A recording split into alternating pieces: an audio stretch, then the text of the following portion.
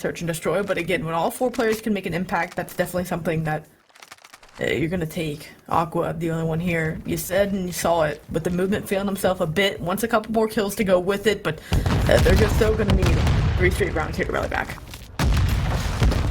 Aggressive as ever here on offense yet again from Kiano. Nightmares down below. Nobody giving away their positioning yet here on defense, but the same could be said for the offense. This time, though, Greatness will jump across the top. Exelios forced to back down here in top Cantina as well. Now, as you look out to the spawn side, the defense still playing slow, not giving away any sort of positioning here just yet, but it's Great Witness who will be able to spot the legs out of Vibe. 3 versus 3 now as the trade comes through from Cruci.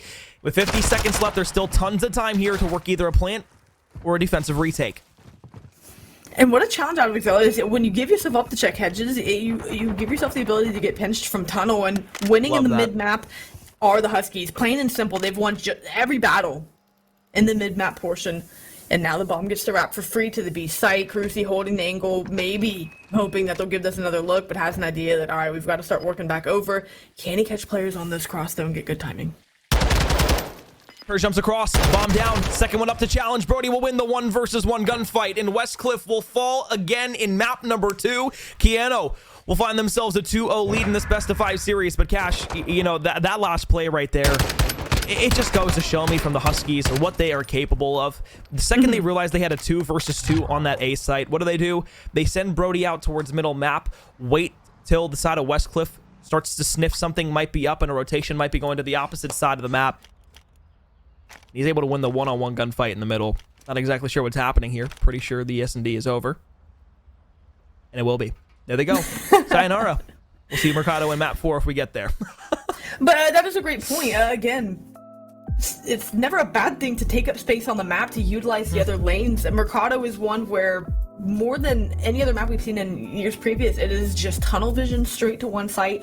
Rarely give it a look. More often you will see the V push come in on a wrap back whenever Brody wins something like a mid map situation, and you know that you can wrap back through that because that lane's been cleared. But for Westcliff, it was the same thing, straight up and down. And some rounds their gunny won them the rounds, other times it didn't. And when it came down to just executing on fundamental search and destroy plays, they weren't trying to clear out extra cuts to give themselves room to work with. No one went on a route to make a flank play, and they gave up the flank so many times throughout the search and destroy. So it was very one-dimensional from the Warriors, something that, you know, you're not going to be able to get away with in any case. The gunny's good, but as you saw, they're not good enough to take it whenever you're going up against a team with just in-game smarts the way the Huskies have. And now we go into a map 3 where we talked about it.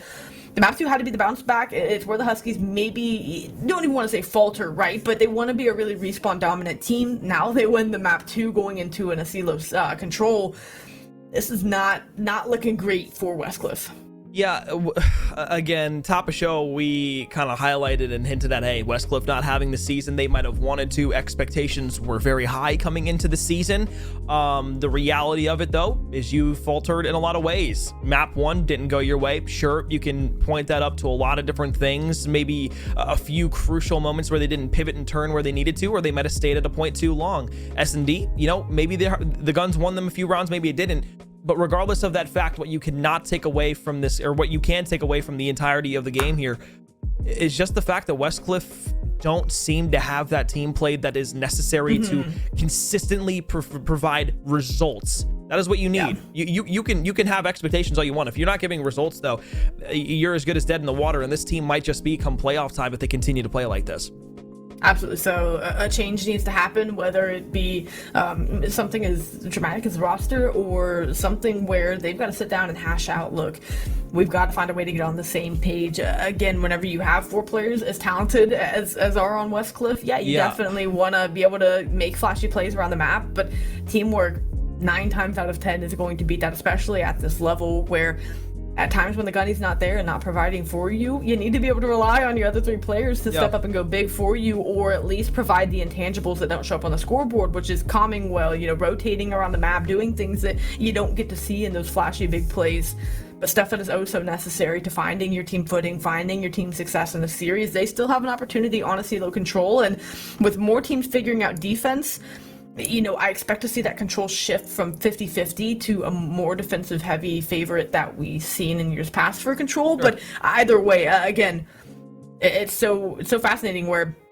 it's the same map and mode, or at least the same mode layout every time we come into a best of 5 series, but for Control, it's always finding new ways to reinvent itself in the sense that you are still going to have to find a way to work as a team, more so than even, it's like the last 2 modes combined. You know, there's lives on the table, there's time on the table, there's objectives that have to be played, and again, if it's 4 individuals running around the map, that is going to show most dramatically in this mode. Yeah, absolutely. I mean, coordination is key in every single mode, so I mean, obviously that gets turned up to a 10 when we talk about Control, but I mean, like, who do you turn to on a team like this when, you know, you're struggling? Aqua. Yeah, exactly. Like that was going to be my point. It's like, you know, that's exactly where you have to turn your heads to. You know, a grizzled veteran has been on a winning roster, has won, maybe not, you know, world championships, but has won championships at the highest level. You think back to Rise Nation in World War II, with Looney, with Gunless, that whole team, even IW, like those games.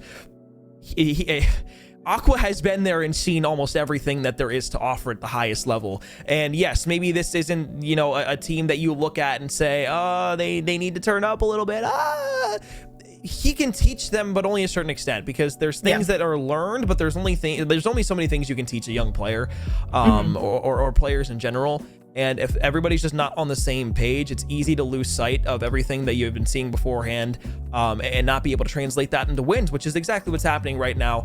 I don't think it's any one person's fault. I just think it's a coordination issue, and if they are able to figure it out, it's going to be great. But it's already been 5 weeks here in NACE, and with playoffs just around the corner, again, this might just be a multi-year thing. But we're gonna step aside here real quick. I know I'm sorry about the breaks. I'm sorry, I really am. But LSELO Control will be up after a short intermission. We'll step aside. When we come back, might be the end of a 3-0 series. Who knows? We'll be back.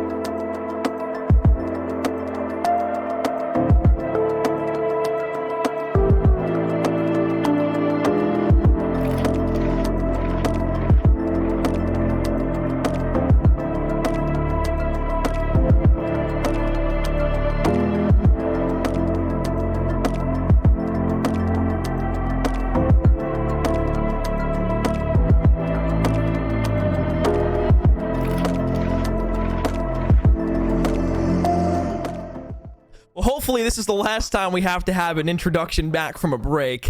We'll hold, though, in those thoughts in a positive mental state as we talk about this control on El Asilo. If you're just joining us, the Huskies of Keanu are up 2-0 over the Westcliff Warriors, one of the better teams in the collegiate leagues last year. Hasn't had that great of a start or a running through in this season of collegiate Call of Duty when we talk about everything from the ground up in Modern Warfare 2. They're trying to resurrect themselves in this best of 5 series just alone by having to start a reverse sweep here in the control. We talked a lot about these two teams, the things that are pros and cons about them, what we should expect or what we could expect here out of Westcliff as a rebound. But for Keanu, all that they need to keep doing is keeping their best foot forward, trade together, and be able to walk away with a 3-0 series win against a team that would put you in a nice spot come playoffs here in just a few weeks. Early on to start things off, though, it's double kills for both of the teams, and as Great Witness is able to take one off of the radio tower, that opens up the A site for Keanu.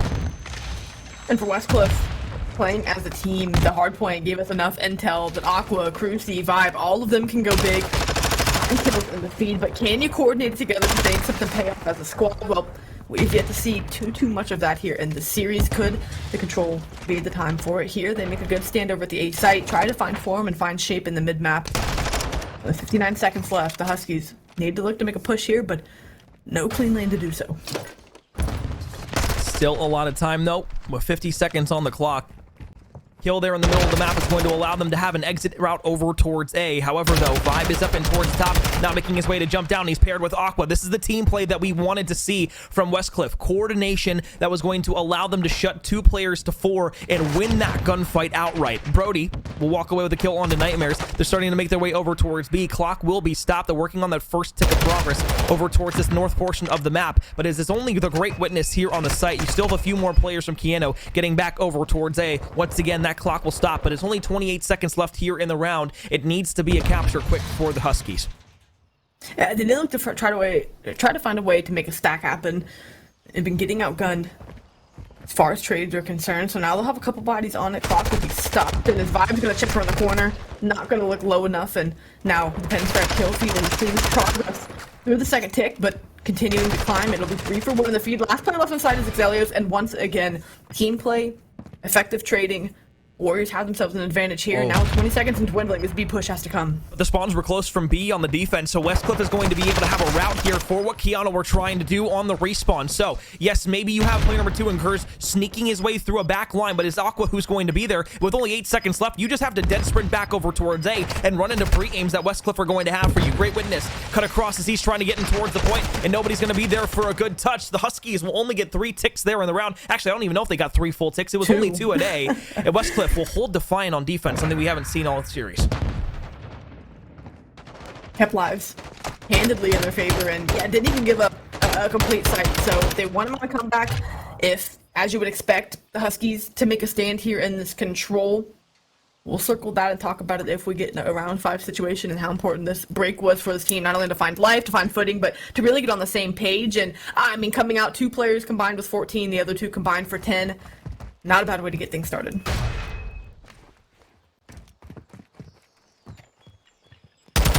It's like an early B hit here out on offense for Westcliff.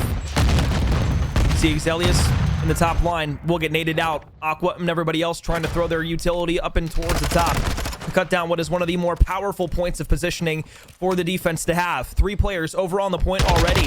Keanu, backline spawns, getting cut down by Vibe, who's already there. This looks like a completely different team out of Westcliff than we saw on those first 2 maps and modes.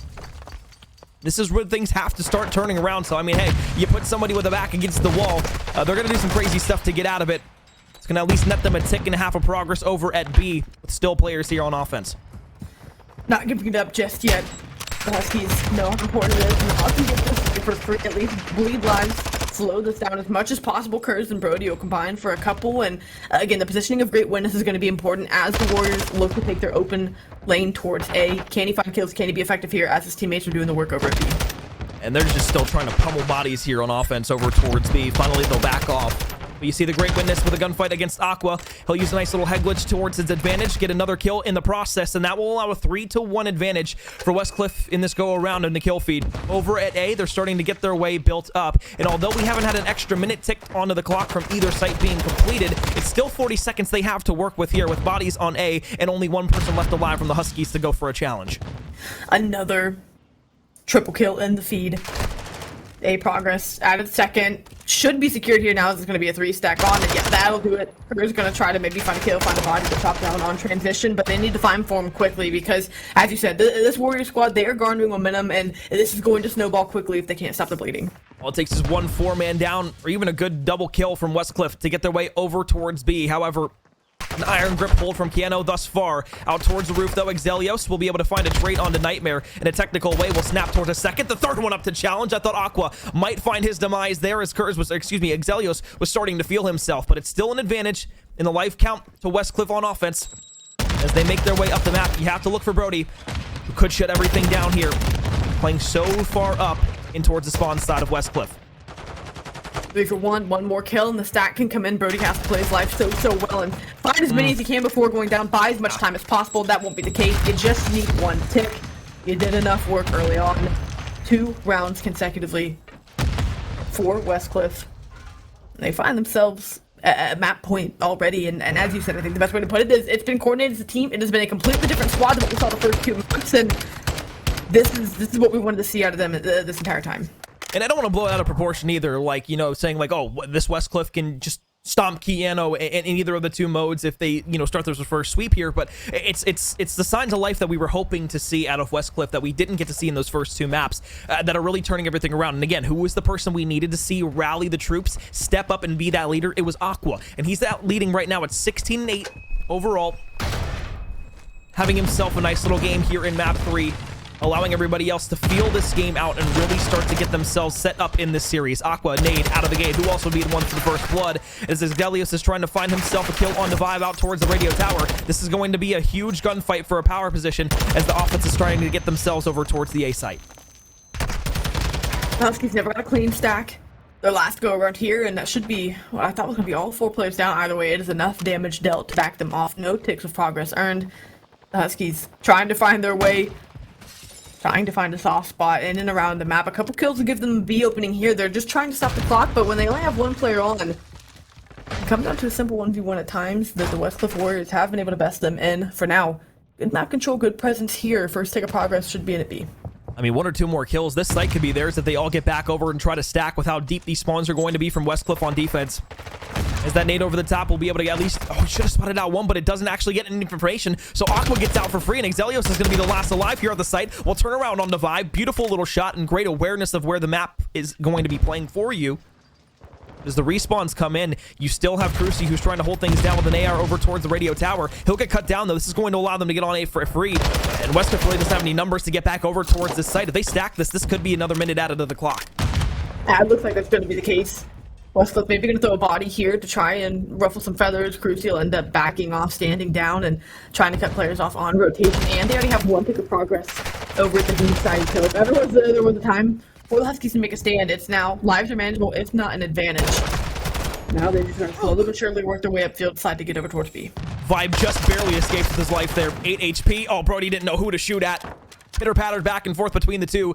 Peppered them both up, wasn't able to walk away with the eventual kill on either of the 2 players. However, Kurtz is able to find a trade there on to Nightmares. Kurtz at 3 in a row now, 16-9, starting to have himself a little bit of footing inside of this round here. And as Keanu are still struggling to get any bodies back over towards B, as soon as they saw Cruci was pressed up over on that radio tower side, they knew that they had an opening back over towards the site. This is going to be the opportunity that Keanu needed to win this round. Those ones playing top, he's able to find it. As you said, a well-timed 2-piece. Oh. Could be better than a 4-piece, but a double kill with the grenade out of Aqua is going to complete this up everything the Huskies thought they had going for them. We talked in the S&D how there wasn't much tack usage. Well, now, coming into full effect here in the baseball and Cruci, good look to invest a streak. This round's been completely forgotten.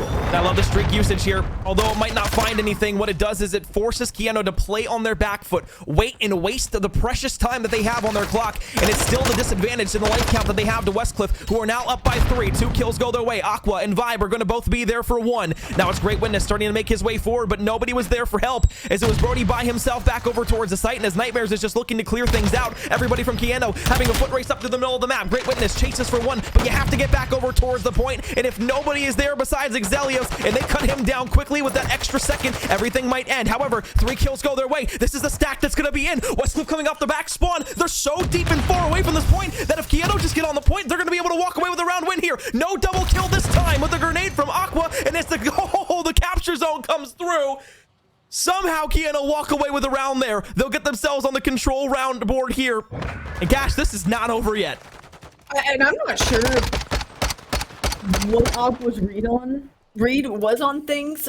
Maybe thinking nades could have connected to get those players off. I don't know if they realized that a 4-stack was coming in as quickly as it did. Either way, took the long route around hill. I'm talking all the way through the back when a 4-stack in the progress bar was growing quickly. A bit of a falter there, you know, but again, something that only gives up a round. They still have an advantage, and now we'll see here what stand they can make as the Huskies have maybe got themselves a little bit of a mental boost. Maybe on the scoreboard will show you that we feel pretty good after that one. I mean, all it's going to take is a couple key players like the Great Witness to be able to step things up. Was double negative at the start of this round, now at double digits for the first time here in the game. But with everybody starting to slay out here now and being able to push this map forward, Nightmares, Curse cuts that down. That really opens the floodgates up, but Exelios is still going to be there. Look how congested everything is, and where Kiano are forcing Westcliff to have to play through. If they can't get throughout this backside and south portion of the map and over towards this B zone, well, this is a spawn trap that could end this round quickly. Now we see the Huskies doing what they do best, right? When you talk about fundamentals, not that they've gotten away with that. Westcliff have simply come alive here in this control, and the way they were influencing the map, like you said, you funnel them through one lane, like it's like shooting fish in a barrel. Oh no. An unlucky team kill will come in there, and Aqua will connect for another, so you know they're going to zone out, you know they're going to get clearance on B before they fully commit. The spawns will be in. Brody does find a kill as well, so maybe a take it best will come in for you here. Tracy trying to hold these players off of this fully out, though. He's done this so many times now. He's forcing the hand to Kiano to force their hand to him. And as they haven't been able to cut him down, everybody on the opposite side is just able to go ahead and progress that B zone further and further and further towards completion. Can Exelios be the thorn in the side? Needs to find 2 on the point. Will only be able to find 1 before he gets cut down. And now it's an immediate route out over towards this A site that'll finally cut Kirsty down. But I mean, he has been so solid in these last 2 rounds of control. That streak was used. Unfortunately, they won't have it now. But over towards A, Kiano, it's their last life string. Trying to find form and find shape quickly, but another quick kills in the feed. Great Witness will at least be able to respond with 1, slow the bleeding, but again, the tempo that the Warriors are playing at is catching the Huskies off guard. Something that we can talk about a little bit later, but for now they need to find shape, need to find a way to battle back here, because if Warriors keep running at the high octane tempo they are, the trades going back and forth, the kills are getting overwhelming, and it's one where they need to find shape. Feels like they seem a little bit more comfortable on a rattier map.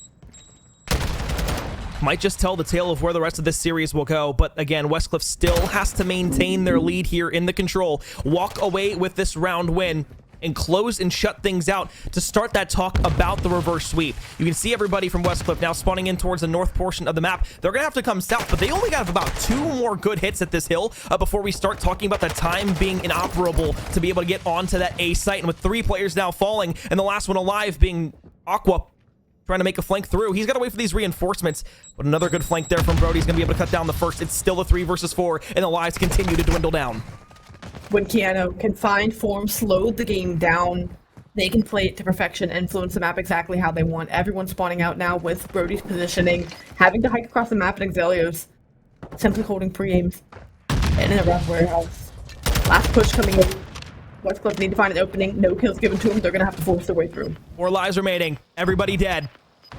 Trying to get back with 6 seconds. Kiano lost the first 2 rounds, but now, after losing those and winning the last, things should be tied up here in just a second. And with nobody else from Westcliff being able to touch this hill, this is where composure gets tested.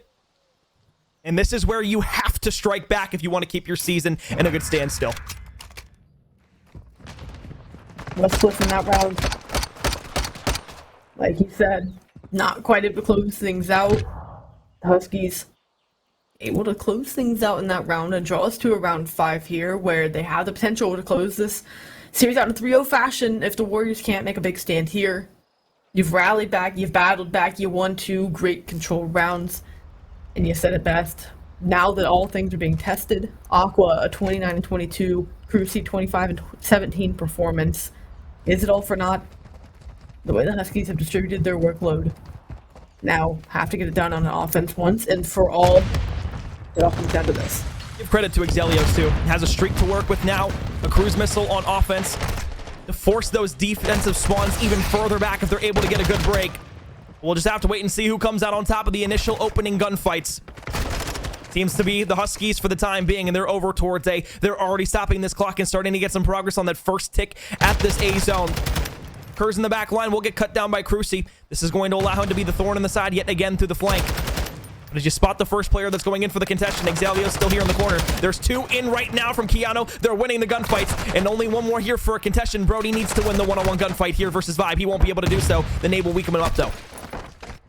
They're taking half a progress. You're not letting them drain it completely. They know, and they want to put more time on this clock. Over 2 minutes if they can. It's going to be another team fight over here at the A-Train. You'll let them throw lives away here if you are Keanu, but you need to win the gunfights in order to make this worth it. Without going back over towards that B site, you still have the time being stalled out if you want to get on the zone, but everybody is swarming around here. Now Keanu can have all the reinforcements here. A push goes through. Nightmares is going to be there, but it's 3 kills that go to the way of Westcliff. 21-19. Kerr's in the middle of the map. You still have yet to force any pressure over towards B, but this is where you're going to start to make your way up the north portion of that mini map. Player number 8, the first one there, is going to be Vibe. First line of contact, we'll be able to find one off screen. Now on screen, wait, this will be the second one up for a challenge, and Kerr's on the backside. Everybody continuing to fall here now for Keanu. They are stuck in a blender. Westcliff winning their gunfights. It looks like the first defensive round that they had. Pouring on pressure, playing at a ridiculous pace, and it's got the Huskies circling back and wondering, is there someone still in our spawn? They have not been able to fly forward with confidence. A line being held across really the opposition 40-yard line of the map, already in the spawn. And this one could be done and dusted. This is it. They've got it out on this. Last tail push. The last attempt here for Keanu to keep this control alive. 9 lives to 18. Doubled up as Westcliff in the life department. But as Kerr's on the point now trying to stall out the clock, the last one here is going to be the Great Witness. And as everybody starts to fall, Westcliff will have themselves on the board for the first time here in this Best of 5 series. The reverse sweep had to start here. And well, at least for the time being, the story continued to write itself. And I want to circle back to a point I was going to make earlier, waiting to get control and see how it finished. Think about the map 1 hard point on Hotel, and think about when Westcliff was really winning this map and mode. When they controlled the pacing and tempo, sure, the Huskies did enough work in that hard point to give themselves the lead that they had, only need 2 points to close it out. But whenever the Warriors turned up the pacing, the Huskies were scrambling to try to find footing. In the hard point, it was the same way as they were closing that margin of deficit. And they're in that control, defensively, whether it was applying pressure through the spawn, offensively taking gunfights at a crazy rate. Yep. We talked about in the Search and Destroy. Let's put a bow on it all now. In the Search and Destroy, we said they have the gunny to win rounds and pull things off, but the fundamentals don't look as great whenever the wheels start to fall off of things and they kind of get pushed to the limits. Here, and the control, they're able to find form as a team, able to make good pushes and trade things out effectively, and then when they play with pacing behind that, the Huskies were really scrambling to get anything going for them there. Sure, they're able to rally back, sure, they're able to force it to round 5. Again, that's a collective of what this Keanu team is good at doing, right? They have the fundamentals to not be shaken and to find ways to bounce back, but again, the talking point now after that map victory is, for Westcliff, I'm playing with tempo. I'm trusting that we can win our ones, that we're all arrived in the series and at a point where we can win those around the map, and just saying, go fly and fry. Let's all play as a team and make sure we're holding a unified line. But again, with how fast they are playing around the map, that's where they have looked best, and that's what got them that control win. Well, look, I'll say this. I just hope it's not the map that was the big difference maker here. You know, one of the points I made at the top of the control was like, This is a very chaotic map at times, and if you let the Tide and a different team start to make those flank routes be the focal point of their offense, and you can't sniff that out, and you're not able to have a wide view on the map, opposed to just looking at very, very small, insignificant aspects and gunfights around the map, that's where things can start to fall apart for a team like the Huskies. But for Westcliff, it seemed to work out. Now, I want them to be able to not only play with that same tempo here on Mercado, but be able to replicate that play style that they had on a map that's ratty, because Mercado can't play ratty. You can get behind different players. It's going to be a bit more difficult and a bit more challenging to do so, but you can still play with that kind of effort and game plan that you went into that with. And I think that style does really kind of benefit Westcliff, but it's not a fundamental game that is still super sound. Yes, they were trading out things well. Yes, they were putting themselves in good positions, but it took Aqua having a great first 2 rounds and everybody in the supporting cast to be able to pull their own weight to walk away with those first 2 rounds, and then Kiana was able to bring those back. However, we did see that go ahead and flip again in that round 5. But regardless of all those different individual, almost insignificant factors, the bottom line for me is still, can Westcliff play with that same tenacity, play with that same game plan on a map that's not ratty like Ellis Elo? Absolutely so, and that's such a valid point to make, because the biggest deficit they had faced was really in that search and destroy. I mean, it was a 6-3 at that, but again, they were playing so one-dimensional around the map, and we need to see that they can add more dimensions to their gameplay, because the Huskies played a very sound Mercado. Sure, it was search and destroy, sure, it was slower, which again, they seem to be enjoying more when they can control the pacing and keep things slower. That's where they have a better handle on the game. Now it all comes to a head here in a high octane, fast-paced respawn on a map that the Huskies have outperformed in this series. I mean, at this point in the series, there's no better culmination of really what Westcliff have to offer, and how the Huskies can really, show that, okay, if things get fast, we still are in control. Yeah, I mean, really what it comes down to, I guess, is just the ability to think quickly, but like if you're forced into a hole, how quickly can you then think around those things? So Exelios will make a nice little read there on Vibe, who was trying to flip the spawns out off the rip. Kurz and Exelios have done a nice job of opening things up here in the round, but it was Brody who was able to walk away with an eventual gunfight in towards the middle. Time being left vacant for now. As Kersey starting to make his way forward, it is going to be Westcliff who are going to be surrounding this hill and get themselves on the board here first. Almost 30 seconds uncontested time for either of these two teams, but it is the side of Kiano who know exactly what their game plan is. They're not worried about P1. They're not worried about the middle of the map. They are only solely concerned with that bottom portion, that south side of the mini-map into the bottom of Cantina for P2. And that's exactly what got them the win on map 1. Their fundamentals are as sound as any team that we've seen as far as intent to rotate, intent to win out the parts of the map that they need to. Where they have faltered, where they have shown lackluster performances at times is when it comes down to finding those big kills, those big play moments. Brody has come alive here, Curry knows everyone for this team has found a way to pop up here in this series, and now they have a chance to put it on full display. 3 in the feed. Once again, Westcliff, one-dimensional, through one lane. This is where their push is coming from, and the Huskies happy to make this read. Aqua headshot onto Exelios will allow the side of Westcliff to now make their way forward just a bit further up the map, but it's every single kill that comes in from the Warriors, traded out by the Huskies. However, it's a 1 versus 1 here for time at the bottom of Cantina, and as Nightmares is going to be able to pop up, it's Great Witness who's there. Aqua now traded in for Brody, and with 25 seconds left here, Kiano is still in prime position to go ahead and find the lion's share of the scrap time, but as they let that up and start to rotate once again, this is exactly what we saw at the tail end of the hotel hardpoint that is once again showing force here for Kiano. Early rotations, often rotations. They just need to make sure that they don't allow Westcliff to break in here yet again. Curtis going to be applying pressure quickly from the front, but will be traded out as Curtis finds another 2 keys. The flank gets read by Great Witness as well, so the speed of the map out of its mind. The Huskies making sense of the madness as they are locking things down. All 4 players simply frying for the Huskies early on. Sure, we're down 15 points, but I expect that to change very soon with that clean kill feed. The Huskies aren't second-guessing themselves. They know exactly what they want to do, and they're sticking to their gut, they're sticking to their game plan, and they're not allowing Westcliff to change that.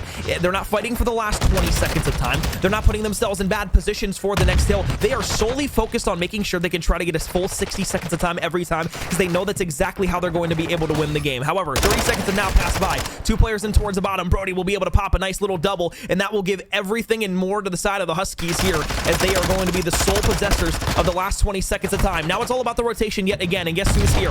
It's those turquoise arrows from Keanu, and now it's going to be about winning these one-on-one gunfights. Great Witness will be forced off the back after our trophy system falls, and as Kersey and Aqua here are still going to be in here towards the point, they need to hop on in. 5 seconds of scrap time, and it's still going the way of Keanu.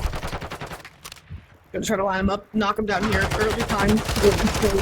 Where's the Huskies if they can get this trade? And Witness does. Witness combines for a couple more. Westbrook Warriors, again, haven't seen anything different on the map. Some crazier spawns coming in that I don't know they're going to go to read. Cruz, he should be able to find a couple kills here. If anything, intel for his team as they make this pinch play happen. This opening should be it for them, but the team continuing to clean up in and around the site. No problems here for the Huskies. Everyone, well, on a spree. Brody's able to get streaks before falling. Great Witness now teeing up for the Cruz as well, and the Westcliff this one getting out of hand quickly as the time continues to pass. And that's unfortunate because Great Witness, you know, being on 5 in a row, he hadn't died in about, I don't know, say 2 minutes time ever since the rotation back over from the top of Banana. And that's where things really start to turn around. But once again, who's here for the rotation? It's Keanu. It was Westcliff. They were so focused on sitting body after body after body over towards the tail end of P4 that they didn't really realize where they needed to set up for next. And they haven't focused yet on where they have been beat all game long. And that's the rotation. You have to get out across the map. You can't be worried about fighting for scraps. And that's all that's been on their mental so far, or so it would seem from an outside view. Kurz opens things up with Nightmares. Great Witness there again. Tries to snap to the second, but it's Exelios who is there, and Kurz too. All 4 players dead from Westcliff back to the respawn block. Sure, Nightmares is there, maybe trying to make a pinch play, but it should get snuffed out here in just a moment. It's still going to be a dangerous flank here from Westcliff. Nightmares 2, Aqua with another one as well, so they're going to get in now. 30 seconds left for them to snag, which could close this deficit to about 30 or so seconds. And that should be the case fairly cleanly. Now starting to find some kills, now getting a bit warmer here at the mid portion of this hard point. What can they do to try and rally back the best they can? 17 seconds left for grab, should put them over the 100-point mark. We'll see what they've got left here to try to push this one. I mean, once again, it's only sending 1 on rotation here. Yeah, Aqua might be able to go big. Nightmares on 4 in a row. We have the lay of the land now. 2 kills go the way of Aqua. Okay, this is going to allow reinforcements to get back across the map, but the spawns are still going to be close for Keanu. And now with that spawn coming in from Exelios all the way across the map, this has turned into an artificial pinch play that could work in the favor of the Huskies here. Still a 40-point game. 2 kills go their way. Now it's a 3-1 trade for the Huskies. And with 45 seconds left here, you have information on where this player in Aqua is down below. As you heard the footsteps, and he's coming up the staircase. Aqua. Good, I can find something here, get anything going to that. Brody's good on the trade. Kurz for another as well. Vibe through the back line, but it's Kurz once again, really playing like a curse for this Westcliff team. They can find no opening, no soft spot against them. With over 60 seconds in the hill as well, Huskies blowing this one more than out of proportion. This one simply being ran away with. 7 in a row for Kurz. Reloads the tack. Will start making his way back to the spawn side here for the next hard point. And once again, it's Westcliff having to fight from the outside, and they don't read where Great Witness is. And now from around the corner, it's a cruise missile that they have to work with still. I think they have 2 or 3 streaks that they can use across the board. Everybody has been frying here from Keanu in map number 4. That control didn't really go the way that they wanted to. In that round 5, everything fell apart, and I thought the Great Witness might be able to snap for a second there. But as Crucy starts to make his way forward, that double century point now crossed here from Keanu and Westcliff. They are now in danger of being 100-point clubbed here in map number 4. Man, oh man.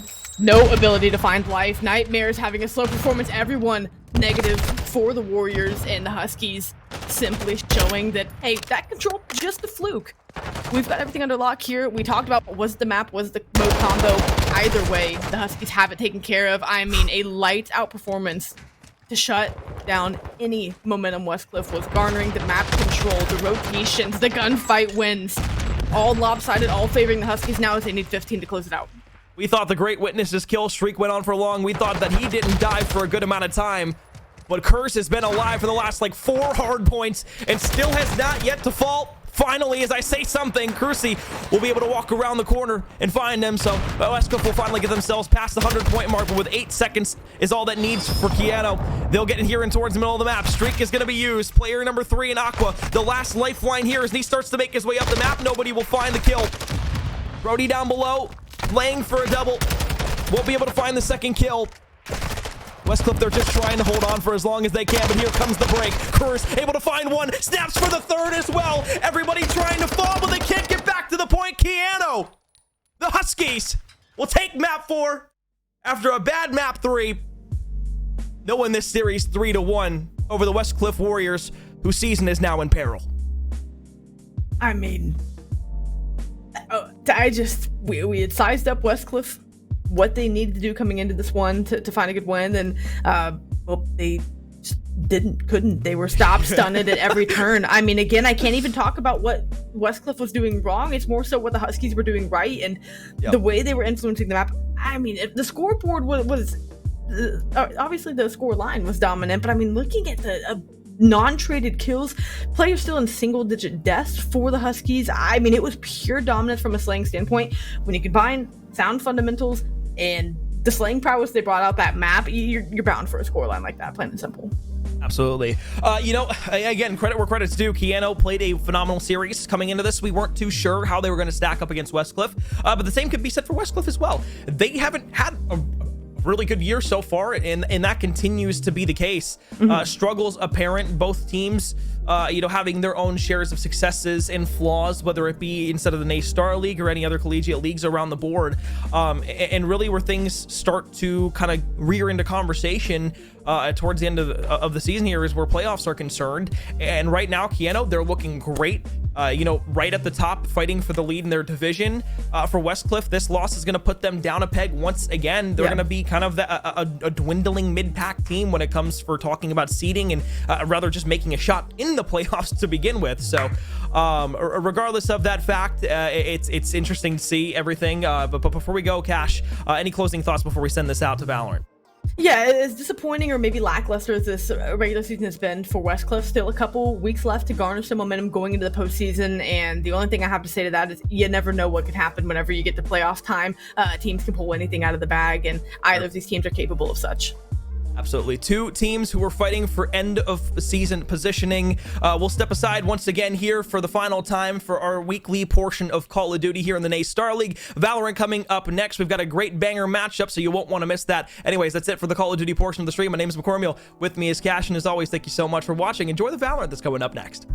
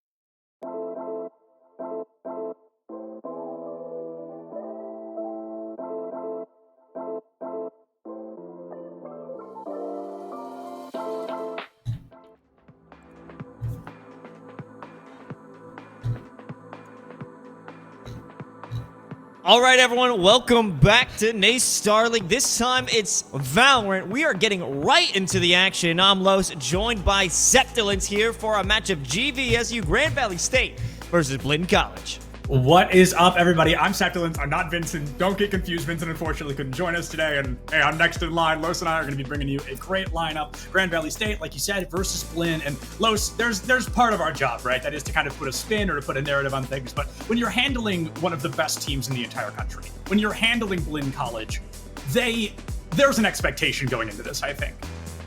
Yeah, I mean, you just look at that Marauder, that Pirate there, and you think, that's going to be the #1 team out of these two. Because this is the second highest ranked team in the Collegiate Valorant Hub power rankings. You can't expect this squad to not be putting out an amazing effort, an amazing performance up against Grand Valley, which, yeah, admittedly, they have had a good performance here in the Nace Star League, haven't dropped a single map, but now you're having two unstoppable forces, but one's way bigger. Yeah, two unstoppable forces. One of them a little more unstoppable than the other, but you know, Blinn College, they are really coming out with their A roster, with their A game. And it's funny because when I do a lot of commentary, I associate characters with players, right? We see somebody play the same character over and over, and you often kind of start to link them together. For me, that is Teague and Breach. When I think of Teague, I think of Breach because this is a very talented Breach player. And on a map like Haven, you're really going to be wanting utilizing that Breach to the best of his abilities. That's definitely going to be the 1v1 I'm kind of watching here is Arax versus Teague on this Breach. You know, yeah, it's so useful bringing that Rolling Thunder, taking whatever site you need because it will always have that impact. It's such a wide ultimate that everyone's going to be hit. Everyone's going to have some fun. And the lineups when it comes to sewers, when it comes to long, when it comes to pretty much every lane, it's going to be a fun time to see how they're going to be battling out with that Breach utility. Going into this first combat here, I think I want to see a little bit of utility. There's this weird kind of like anti-util mindset going into the pistol round where in reality, if you buy an ability instead of a ghost, instead of a frenzy, you may actually get more value out of it than that increased fire rate. I didn't get a great look at the kind of buy-ups here going into this round, so we're going to have to do a little bit of investigative journalism. And Shy goes in quickly, just barely dodges out that fault line. Very strong positioning early on. I love the speed we're seeing from Blinn to take this B site in the pistol round. And they are not looking to stick around on the site proper, and rightfully so. Loof already putting in some work, and the pinch is setting in. I don't know how long they'll be able to hold on to their life. Shy with a double before they're put down themselves. Ooh. Yeah, a single bullet is going to take Shy away, but the damage has certainly been done. 3v3, Teague left standing for Blinn, and that util really coming in handy. All about that post-plant prevention. Mira takes down two. Oh, let's make it a three-piece to clean things up, and Blinn College winning that first round, the pistol round, expected to do so. Statistics already in their favor. I didn't even notice that pinch coming from Mira. And I love how in and out Blinn was. They ran in, got the spike down, didn't waste another second to stick around and try and have an extended fight. Keeping that momentum, that speed, that unpredictability from Blinn is a nice start, but they've got some rifles in hand, even a Vandal's up. Oh, yeah. I mean, this is definitely what we usually call the hero rifle, right? Where somebody got enough eliminations, they can buy up on that rifle. Traditionally comes with minimal utility as well as light armor. And to see a KJ hero rifling in round 2 definitely brings off some confidence. To get that rifle, you can't buy all your utility, and KJ's all about utility low, so they're relying on raw mechanics here to win round number 2. Bit of danger. 4 players rushing down C long and completely lock off this avenue. But that's a paranoia. Set completely open for Shy. Unfortunately, they don't have the spray as they needed. Town, though, will clean house with 3 apiece. I think Shy definitely was not expecting that many people to be there. There's a bit of a wild card moment, but GVSU making a really intelligent play. They saw the speed from Blinn College. Oh, that's very unfortunate. They saw the speed from Blinn College in round 1, and they said, okay, let's mirror that speed. Let's match it early and try to beat them at their own game. Now, unfortunately, it doesn't work out due to the paranoia of all paranoias, but I like the mindset. I like the speed of the adaptation we're getting from GVSU. That round, they're supposed to lose. Who cares? Dust off the shoulder. Going into this next round, Los, this is where they show Blinn College they came to fight. Big positioning toward B and C. I think it is going to have to be Dive to head over to A site, hold that solo, and bolster up the defenses down mid, because that has been a bit of a pressure point when Blinn applies that action. However, it's looking to be an A hit, at least for the first few moments of utility usage. Shy goes for the rush down A long, gets the alarm bot off site. That's a great information, and it shares that KJ is blocking that A site one way or another. Rotations from GVSU have come quickly, so Blinn College don't have the numbers advantage they wanted to going into this. Dive's high ground advantage could be large if it is not contested. Ooh, barely. Shy makes it out of the fray. A nice read, a good attempt. Unfortunately, none of that dart comes to fruition. Loof dashing right into their own smoke gives an opportunity for Dive to somehow get a second. I don't know where that came from, but in a moment's notice, it's a 3-on-2. Both players sitting inside of short. Flashpoint from Arax, and they may be able to land a second. Town wants to stay alive as long as they can. Well, Biscuit's on the defusal, and they will have no problems enacting that. Yeah, and Los, in a round like this, you know, you've lost to the third round, you buy up rifles for the first time in the map. I always say, if you're the team without the rifles, it's your goal to make it expensive. Expensive to me is 3 or more players on the other team going down. Only 2 members from GVSU fell, so they're carrying 3 rifles into this upcoming round, and they're not at the deficit you might expect them to be.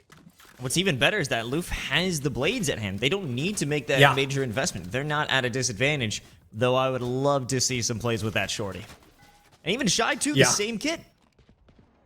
The same kit online. We're definitely going to get a battle of the blades going into this round, and if we don't, then we've got 2 very confident Jets in their shorty abilities. Maybe Blinn tries to bait it out early. Maybe they try to go for a bit of hyper-aggression. Spaz gets the intel that somebody is blasting down main, and with the speed we're seeing from GVSU's Jet, I mean, there could be a really strong flank in the plays here. That is going to be absolutely critical. It should be spotted out by the turret. There's the Q. Does anyone look for it? It has to be Town. They have to hold the line, and as well as Teague. No one is giving this an opportunity. They won't allow a flank until Town gets too confident, wants to make sure no one's there. They found out the hard way. I like what we're seeing there from Luff as well, is they're holding that angle, waiting for someone else to peek. Instead of going for the hyper-aggression out the gate, they don't want to find the opportunity to get caught off. If there's a double swing or a wide swing, they want to guard that as long as they can, especially because now Blinn can't play time. They can't get away from the spike, or they're walking into a firefight no matter which way they go. Oh my god, Shy just hit with everything in the book, but Teague and Mira hold the line. Spaz is the first point of contact, but it doesn't even matter. Teague is swinging from around the site for a 3-piece. A great cleanup from Blinn College. They take the 3-1 advantage on the board, and with the only ultimate in hand being that Rolling Thunder, I expect a lot of strong post-plant gameplay from Blinn. I feel like we're going to be going back to the pistol round with that get in, okay, get out, and hold scenario, that same gameplay. That's how they like to do it. Now, Sheriff's in hand. Marshall as well for Loof. It's going to be a tough round to take, though I wouldn't be surprised if they play some cheeky angles with the Stinger, the Shorty. Be as ratty as possible, Septilance. Being ratty could be the name of the game here, but Blinn, for the first time in this series, it's taken 5 rounds, but they are slowing all the way down, barely moving a muscle, waiting for the overextension of GVSU. And this is a high-risk, high-reward scenario. They're relying on the fact that GV may overextend. They can get an early pick and swing off of it, but at the same time, if they hold their ground and Grand Valley never moves, then Blinn burns a lot of time off the clock. Investigation into Garage at the moment. That's going to be Mira and Shy. Not shy about their interest in Garage. You can see the pings. There's a dark cover, but everyone's staying slow. So even the spike is in A lobby, but you've got 2 players sitting in sewers. But it's an adjustment. A position rearranged to go support in C, but now they'll realize, oh, nope, we're supposed to be here all day. Flash comes out early from Teague, and they're not able to find anything. Just kidding. Dive just does not look. Going to be a 2-for-1 trade as Alu with the Stinger stings Teague just a bit. Double kill again coming from Spaz. Opens up the door in its entirety. Up to Loof here with a Marshall in hand and a Jet just behind them. Close. This is a very intense game of Ring Around the Rosie. And it's not even going to be played. Loof wants to go through mid-window. We'll waste their time. 2023. Save it on that Marshall. Hey, why not? Actually, no, You're in a tough spot. Throw the body in. Yeah, that's what I'm thinking. Like, you're in a tough spot, but a Marshall is not worth saving. Like, go for a hero play here. This is a pretty intelligent move to try and get somebody as they're running from the spike, as the round is going to end via spike explosion. So they're trying to play it, but it's weird. You know, a Marshall, not the gun I'd be worried about saving, not able to find any exit frags, and Lynn putting another round on the board. Oh, okay, all that just to go down anyway, but I get it. You get that orb as well, and Blinn feeling very strong in their chances here in this first half. Very strong offense. Yeah, and when it comes to bringing in things to the next round, there weren't any shields to preserve, so it didn't actually have that big impact. And they wanted a new gun anyway, the shinier, better version of the Marshall. It's the op. You versus the guy she tells you not to worry about. Loof is here to play.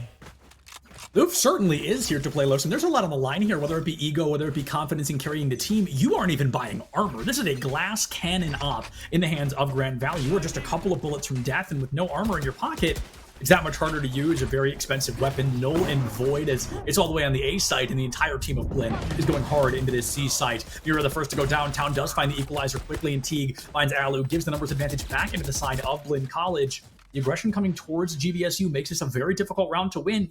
With an operator in hand, it's even harder because you cannot play close quarters. They're so late on the rotation. This is a entrenched Blinn College. They have the Rolling Thunder. Lockdown is available, but I don't think that there's enough time to utilize it and then do a clean sweep of the site. Might be an opportunity for Loof, but that bait out from Teague is simply divine and shy, sitting on top of logs. We'll stop that, and you'll love it. Dive going in for the opposite. Nope, that's ours. That will make me laugh 100% of the time, watching a weapon just like fly out from behind a corner. You grab the op, and I think that makes a lot of sense. Saving a Marshal, not that important. Saving an operator is a much different story. Arax should get this elimination onto Spaz, and makes it that much easier for them to hold. We see Town sneaking up through Garden, Dive gets the elim, and honestly, a lot of damage done from the side of Grand Valley, considering that round was, a loss, all things considered. Have gone way worse, and they still were able to hold on to that op. Unfortunately, Arax loses the rifle, and I'm not sure what their economic standing is at this point. But they're certainly in the red. We're looking at it, a stinger for Arax, and just the hero op on Loof. Hopefully they'll have a better opportunity this time, and it seems it will be the case, as there's a bigger posturing of Blinn College toward the A site, where they'll be holding that angle. Yeah, and I always like to call the operator with light armor. It's not a glass cannon exactly, it's more of a plastic cannon because it's still very breakable, but it's not as breakable. You've got that little bit of extra armor, that one extra bullet you can tank before going down. And again, the play falls a little bit short. They get the read on the operator, it dashes out of sewers, and it feels like Luke has the right weapon, has the right mindset, but continuously is in the wrong position. And that makes it very difficult to get value with a weapon like an operator. A lot of that weapon's value comes from reading your opponent and knowing which angles they're going to be. That was a nice use. That Rolling Thunder gives them sight completely, and it doesn't cost them any damage. However, it doesn't put any damage onto Grand Valley. Here's a lockdown. It's going to force the majority of Blinn off the site, but it's actually destroyed. It must have been through an aftershock from Teague. That is heartbreaking. Now what do you have to do to enter this? It was all hinging on the lockdown, and there's going to be a lockdown from Mira as well, saying, no, don't even try it. They said, you want to see a lockdown? We will show you a lockdown. And Blinn College feeling very strong about their chances. Grand Valley does so much right in that moment, but unfortunately the cards just stacked against them. Dive detained, even it's a bait to force somebody to come through and find that elim. But, oh no, maybe they will fall for it. Maybe Blinn's a little too bloodthirsty. They take Dive down. Mira will fall as well. And oh, Loof, how do you biff that shot there? He's right in front of you. You knew he was coming, in the dash into an updraft into classic headshot. Shy, certainly not shy in trying to take a 1v1 with an op. Blinn already at 6 points. Low, so there's something about those 6 points that I bring up every time we see it because it feels very important to note is Blinn College could lose every single round for the rest of this half and never lose their lead. Worst case scenario, it's a tied game at 6-6. And with the second best team in the rankings, like you mentioned earlier, one of the best teams in the entire country playing here, I'm not super confident we're going to be seeing a 6-6 on the board. Yeah, not to mention, if this is another loss for Grand Valley State, they're going to be down in the dumps again when it comes to the economic advantage. And something that is a big pain point is Loof is not able to get activated with that op. Of course, the previous round, it was a eco round, a save round. They didn't have the best utility, but they committed that lockdown and didn't find any value out of it. It doesn't matter if it's not a rifle put into play. That is an ultimate you need, and it is costly with 8 points. And now they're out. And that is a critical ultimate to use, and like you said, it got deleted before it could even really find a bit of value. Even the scare factor hadn't kicked in yet before it was destroyed, and Blinn really just answered it appropriately. This time, GVSU has a lot of ultimates in their pocket. We're seeing a Rolling Thunder, we're seeing a Hunter's Fury, we're seeing In the Shadows from both sides. Talon, that's the only ultimate Blinn has ready. I don't know, Grand Valley, they've got a lot of cards, and like I said at the end of the last round, Los, they've just got to play them a little differently here, because it feels like they're doing it all right, but Blinn just constantly feels 2 steps ahead of the game. And it comes from good read, good investigation and information gathering from Blinn, is that they'll find a weak spot, they'll find that Loof is here. A shot is taken. The second that they move, jump on top of the fault line, put Loof in an uncomfortable situation, and the running gun, it doesn't even matter that that was the case. Loof had no escape. They already used the tailwind, and that sight, that's 2 dead for Grand Valley. You could almost consider that the round as well. Yes, absolutely. You blink and you miss it, 2 members down. You've got the Owl Drone, and I don't love that play, Los, because it gives you away, and your exact locale is now going to be pretty wide-eyed for the side of Blinn College. There might be a flank here. Biscuit gonna fire into the corner, but the wall bang takes them down to 52 HP. Paranoid up. Almost jump scared by their teammate, but they had the trigger discipline to make sure they did not. Another Paranoia falls, and the lot of damage to be dealt, the time being burnt is notably more important. It doesn't matter how many elims Grand Valley gets, because if that spike explodes, it's still a round loss at the end of the day. Blinn College feeling very strong about their chances. The spike getting closer and closer to detonation, and with that guarantees them at the very least a 2-round advantage going into the second half. Town, what you got for us? Evidently nothing. Dive able to get a good shot.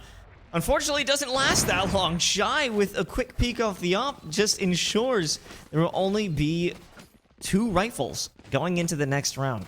Speaking more on that economy, I've now reduced to a Spectre.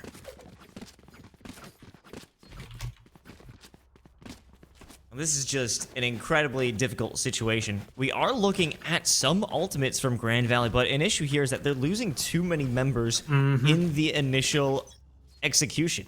Grand Valley isn't able to play for their life and enact a full forced retake. Yeah, this is a very difficult spot to be in because, like you said, you have the ults, but if you die before you can use them, you don't get any value out of them. And I think after how that lockdown went earlier, Grand Valley wants to use their ultimates a little more sparingly. They don't want to overextend with them because it can cost you a round the way it did earlier this map. And something we didn't get the chance to talk about, I want to throw this in real quick, is maps. So this is map number 1, Haven. Map number 2 is Lotus, and map number 3 will be Split if we get that far. But we got to see how these first couple of maps go. Right now, Blinn feeling very strong about their odds on Haven. I'm feeling strong about them as well, Septilence. We haven't been given a real look from Grand Valley, not yet. And what they're capable of in deterring Blinn from taking any site. We haven't actually seen a need for a rotation from this team. Usually their first take is going to be a successful one, unless it's a play around Garage where they're just poking for information. That's very true. It feels like each time Blinn goes to take site, they are pretty darn successful with it. Dive having the Spectre is going to be a difficult fight to win with the angle they're holding because the Spectre does better in kind of mid to close range. From far range, the bullets have some pretty aggressive spray and they don't always find purchase, but not to mention the incredible damage fall off. The Spectre is a gun that you're not going to win a fight against a Phantom or Vandal like this. Bouncy time going to be answered by a Hunter's Fury. Alu might get at least one, but instead finds hardly anything. Just a single hit onto Town there in Hell, and as a flash comes through once again, Blinn just going for the classics, just trying to stall for as long as possible. A very aggressive Rolling Thunder from Grand Valley. They're going to use it to rush into site, looking for a couple of eliminations, and it's a 1-1 trade. Never mind, it's Blinn with a firing squad all over again. Biscuit puts down Town, but has the damage already been done? As only Biscuit stands, and not for much longer. I love the Aftershock, but in return, it's Teague putting in the Aftershock to stop the Rolling Thunder. It prevents anyone from Grand Valley to enter while it's in the full effect of stun players of the post-plant Blinn squad. So the Rolling Thunder's nice, but you can't do anything about it. You're going to walk onto the site once they've fully recovered from the stun, and they're good to go with the fight. And as you can see, the battle in Hell surely was hell for GVSU. Able to keep it close, but unfortunately close, not going to cut it. A 7-round lead for Blinn right now, and the only round they lost is one they're mathematically expected to. I love we get to see Spaz hit the lineup there. Absolute lineup, Larry, Hunter's Fury online as well, but I don't think anyone to really be caught by it in the current positioning. creates the space, clears the site, and allows another spike plant, the 10th successful spike plant in a row. I don't think we've seen a single round where Blinn did not get that spike down.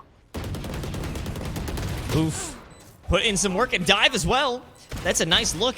They have opportunities with these sheriffs. 3 players sitting down on C long, rifles in hand, as Biscuit also helps to clear out Garage. It's a 3-on-2. Rolling Thunder is here for Teague. Mira going to swing alongside, but that is going to be a deadly, a near lethal turret. Dive has the opportunity to go for the defusal. There's no nano swarms. Arax needs one more shot to close it out, but they can hold on, stick the defusal. Teague finds the shot in the smoke. Biscuit has to finish it off. No way! Teague gets an ace. By themselves, they clear it out, but it certainly wasn't by themselves. It was all the work to try and stop GVSU from the defusal. Goodness. My God. I truly, Los, that was an incredible play from Teague there. I didn't catch the number, but it was, I mean, very low HP. Left standing, was able to take down 3 that were mid-defuse and 2, you know, also by their hand. Spikes to the top of the leaderboard off of it as well. And Lynn, I mean, after that, the morale's got to be through the roof. You've got the economy. You've got a couple of ultimates. You've got the round lead advantage, almost as large as you could possibly have it. 9 out of 10 rounds played in your pocket. Only 2 to go. And you can end this half at an 11-1 half. What a stat line that would be. And we're about to get a taste.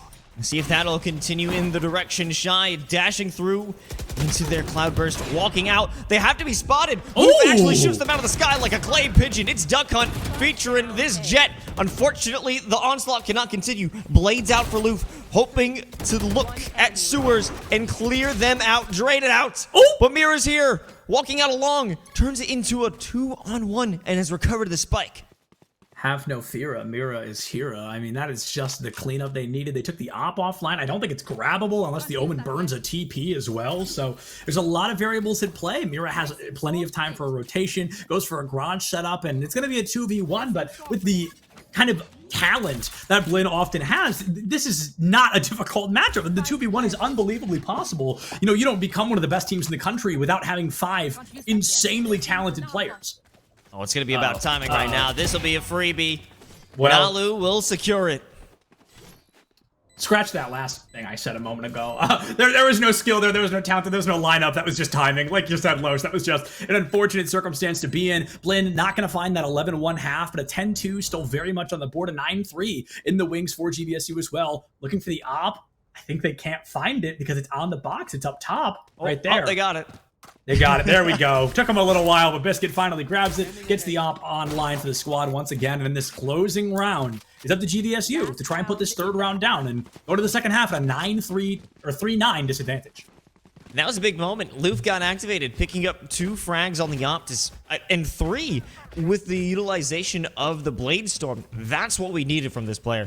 That's how they have a fighting chance to stop Blinn from pretty much bullying them. GVSU was never able to put them in their place, put an effective, hard stop from Blinn taking the site. And now that you have this as an opportunity, I mean, granted, it's a little bit late.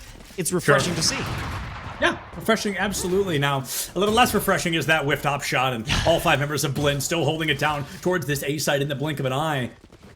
Round has just begun. There's more than enough time to make some magic happen, and with GVSU's very fast rotations, they could possibly stall it out, but instead they let the site get ripped wide open. Lockdown comes out quickly. There would be some pretty impressive lineups here, Los. All these folks tucked into a corner.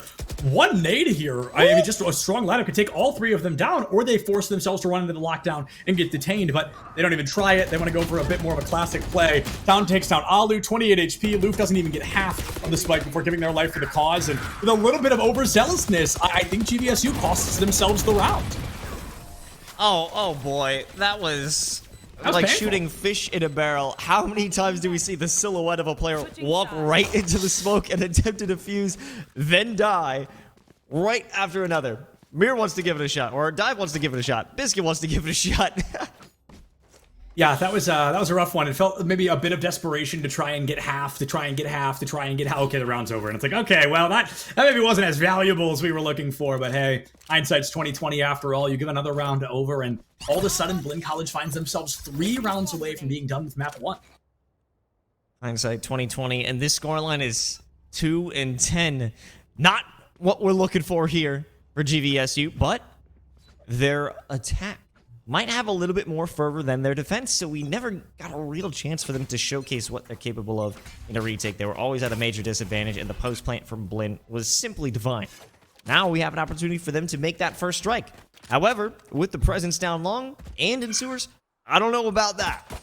Oh, Jiggle Peak gets a little bit of intel, and I feel like that's going to be enough, yeah, for GVSU to change their mind about going into the C site. They know the KJ's there, they know the util's available.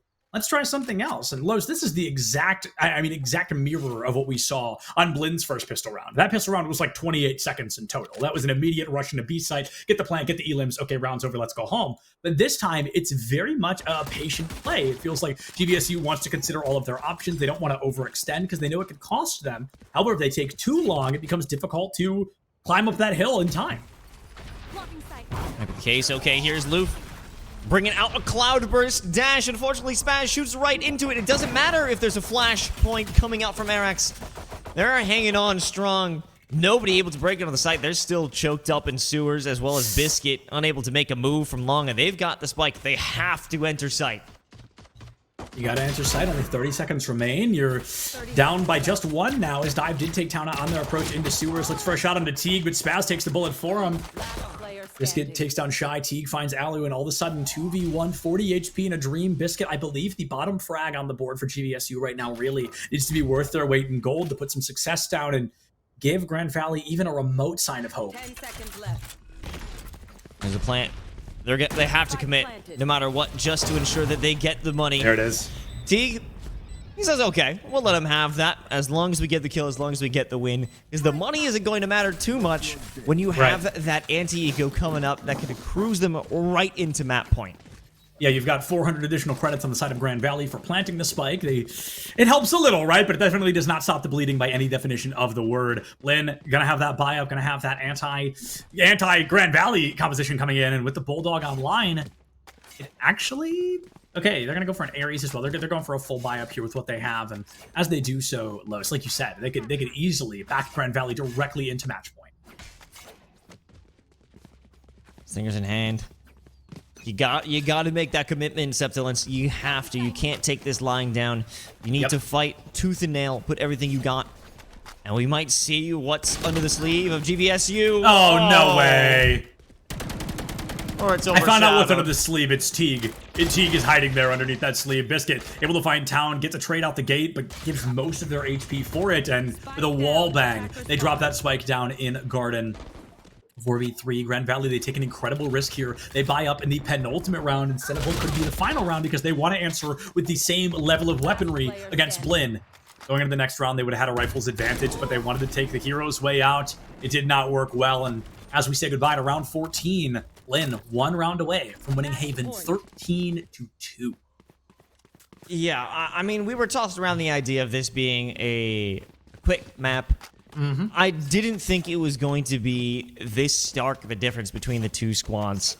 I mean, GVSU had moments, two to be specific, but Blinn are just a force to be reckoned with. I mean, they are so confident. Look, we have 2 Vandals without any shields. That's how confident they are in this. They're ready. I mean, they want to win this. They want to send map number 1 home. They want to get to the break and discuss what they do on map number 2, which is going to be Lotus. Right now, Lotus being one of the newer maps in the game. Maybe I should talk about this a little more during the break, but we can see Grand Valley perhaps do a little bit better because that's a less played map, the less familiar map, and sometimes you can catch the better teams off guard because of it. Right now, though, Blinn College feeling mighty strong of their chances of walking away with a 13-2 victory, even having lost that single player. They've got, I think it was 3 Vandals in total, and now they've tied up the game. Scratch that, but still, the point stands. 3 members of Blinn still standing strong. Comes down to Shy. Incredible. Beautiful shot off the Guardian and a dash away. They want more. A nice flashpoint coming in from Teague. What do they have to do? They're trapped in the corner. There's no escape for them. No aftershock to be used. Or was already to soften them up. Alu, Arax, they are at death's door. The only person who has any survivability, it's gonna be Spaz. Oh, and that will put a nice little bow on top. Lynn College winning 13-2 there on Haven, a very strong performance, and that's exactly what we expected, right? We said strong going in, they come out just as strong on map 1, and now all of a sudden they're one map away from bringing tonight to a close. Yeah, this was a very quick one. Blinn simply asserting dominance, showing why they're number 2 in the entire collegiate scene.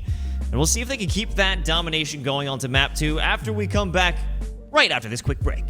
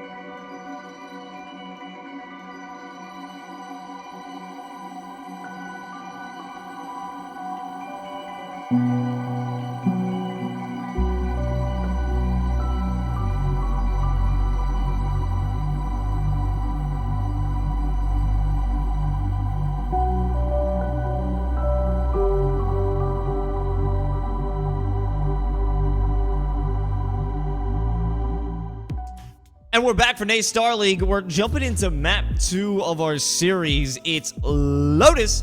I'm liking this one. It's been such a popular map in the collegiate scene, and I can't imagine why nobody loved Pearl this much when it came out, because I thought it was great. No, surely Pearl is totally, definitely, absolutely a good map, and I say that with totally, absolutely no hint of sarcasm at all, Lowe's. It is one of the maps in the game known as Valorant. I can say that confidently, and I can mean that when I say that. But Lotus, it's funny, you bring up a great point, because Lotus came out and was dormant for a while when it came out, but then we got just a taste of the pros playing it, and all of a sudden, everybody just launched onto it. Everybody loved the map, and with a lot of new and different play styles, this map has really become an exotic, kind of a standout in the maps of Valorant, because people will have to play differently here to find success. It is a fun, wacky map, utilizing just sound cues that come from the doors opening, using to fake out your opponents, breaking the door, playing around it, and it's fun. It's fun, the trickery that can be put into play by teams when they're working around the mechanics of this map. But I want to take a look at what we're going to see once we actually dive into this bad boy. Ooh. Speaking of dive, I'm liking that Cypher. Yeah, I think this is a really fascinating composition coming out from Grand Valley. One of my favorite combinations in the game being that Raze Fade combo. We see Alu and Lou flocking that in early. Lynn College, though, a pretty different market here. Looks like they're not locked in yet, so it's not as set in stone, but I think the Astra could be a very valuable pick here. Same standing for T-Gun at Breach once again. Yeah, I'm enjoying the differences in compositions that we're potentially going to see, as I never trust a player who's not locked in. But it's good to see diversity in compositions. It allows that there's such a vibrant playstyle when it comes to Lotus. It represents the map itself with how much life there is when we're seeing it in the competitive scene. Unfortunately, things aren't going to get too different. It's just the duelist as well as the initiator, or second initiator, that is, as well as the sentinel. What am I saying? It's 3 different agents. I'm just seeing Breach and Omen, and I think, oh, okay, it's the same thing. Yeah, the Breach and the Omen is going to be an eye to keep. What? Wow, hold on. I'm going to start over. The Breach and the Omen are definitely going to be something to keep an eye out on here. But the wild card, the standout, I don't think it's a bad pick, but it's certainly a different one, is Town bringing out the KJ. We saw KJ back on Haven. That makes a lot of sense. I feel like we don't traditionally see Killjoy here on Lotus. So is that going to slow down Blinn College's pace of play a little bit? Do you think that's going to be something that kind of inhibits them going into the hyper-aggressive play style we know from them? I mean, it might be the case. It feels like not a passive team, but it's laid back. Does that make sense? Sure. No, I'm with you. Because they're not going to jump right in your face, because that's what we're used to seeing from Town. They didn't care. Yeah, Town had a lot of in-your-face playstyle, and to go from somebody that's able to do that and kind of default back into this KJ, you can only go so far when you're on KJ. You can only do so much when you're on KJ. You can only spend so much on weapons because you've got to buy all your util, etc., etc. It's a big change of play, and I'm excited to keep an eye on Blinn to see if that hurts or helps them moving into this. Pissed around that inevitably just has to happen, and often can be pretty boring. It's just, 5 players go down, X amount are left standing, and somebody looks for a win. But with Loof's fake out there with the blast pack, they get a couple of cooldowns out from the side of Blinn College and slightly increase their odds of not getting flashed into oblivion the moment they turn the corner. That is such a deep bird we're seeing. The range on that is phenomenal, because you could get so much information from such a great distance. At this point, no information gained, but that's info enough, as 2 more players are heading toward the center of B, waiting for an opportunity to potentially pinch on a C hit. Running out of time, though, Los. This was a big critique I had back on Haven, is going for this extended kind of patient play. It's really risky when you're on the offense, because if you don't give yourself enough time to get into sight, you have to panic and run it down, kind of like we're seeing Grand Valley do right now. They're walking out in a straight line here. We're lucky there wasn't just a 5-man collab on the board. There's a flash, there's a paranoia, there's a couple of bullets, and there's Biscuit's funeral. Spaz joins them in the blink of an eye. Town and Mira cleaning house, and just like that, Blinn College brings the round down faster than the rest of the entire round took place. Yeah, when you're forced into a situation like that, I mean, this is actually something we've seen from GVSU in their very short stint on the offensive half back on Haven, where they wanted to move into a specific area. They didn't find any initial success. Yep. I mean, this wasn't even a harsh kickback from Blinn College. They just didn't find anything they could bite onto and force an attack. So they were just sneaking around, not doing much, and when it actually came time to force and execute, they were sorely underprepared. Prowler goes out early, wants to get a little bit of information, and unfortunately just can't find it. Loof goes for the fool me twice method. Nobody falls for it that time, and the cooldowns are still online. This would be a very long half, Los. I really do think so. I don't think we're going to be seeing Grand Valley pick up the speed. I think a lot of it's going to be patient play, getting the read, getting the intel, and capitalizing from there. Unfortunately, with the information they had last round, they weren't able to find a win, but maybe history's just a little bit different this time. Walking through A main, I mean, now they're pinched. They're stuck beyond the aftershock, and they've got a freebie. Mira and Shy enjoying themselves a nice shooting gallery. A little bit of damage in return, but nothing lethal. Nothing lethal on the board, at least not yet. Blinn College looking for a flawless in round 2, and that's exactly what you want. I talked about making these rounds expensive, right? You want to take as many weapons out of their hands as you can, and Looks like we might see 0 weapons taken out of their hands. A great flash in the corner. Got the read on Biscuit. What? Oh, finds the headshot. That's incredible. And with a couple members down, a critical condition, Blinn goes into this next round with a full bonus on the board here, Los. They're going to carry every weapon they had, and it's their turn to make things expensive against Grand Valley. Oh, brother. I mean, the combination between Spaz and Teague holding it down on B site, just sending utility through the walls, the fault line, and Spaz sending out the birds. A delayed one at that to finally get that last kill onto Biscuit. This is just harassment at this point, Septilence. Yeah. No, it really is. This is a tough one. Blinn College, it feels like they are just in the head of Grand Valley right now, and they know everything they're going to throw at them. Each throw caught by a perfect catch from Blinn College, and already that Fade finds herself in critical condition. Shy catches a bullet to the body as well, 13 HP, but hey, somebody's got some healing, and somebody not so much. Blinn College restabilized, 5 members standing near 100 HP, and Grand Valley just can't say the same. More open, and an immediate send of a paranoia from Mira. Unfortunately for them, finds no success. Dive. Responds back with the kill, and now they've taken Tree. Could be a good execute, but Shy with a beautiful one tap on the Sheriff. Looks for a second, unable to secure that, but that is so much damage imparted onto GVSU, and they're going to need as much health as they can get on this post plant. Oh, that's not going to help at all. Alu catches a bullet to the back of the brain and goes down. Tying things back up at a 3-3. Okay, here we go. Grand Valley really feeling strong. Oh my goodness, blink and you miss it. The team comes to life in a firing squad frenzy. Grand Valley puts their first round win on the board. Now, Los, an important note. That same round was one of only 2 rounds won by Grand Valley on Haven. Can they break that curse? Can they give us something just a little bit different? And as Shy brings out the plastic cannon, is that going to be a nail in the coffin against Grand Valley? Plastic cannon. You can't bring that into such a sacred temple like this. It's going to ruin the environment. You can't stop me, Los. I can't call it glass. You know, it's a little stronger than glass, but it's still very breakable. You know, it's plastic, right? Do you think there's a better word? The reusable bag. The reusable bag cannon.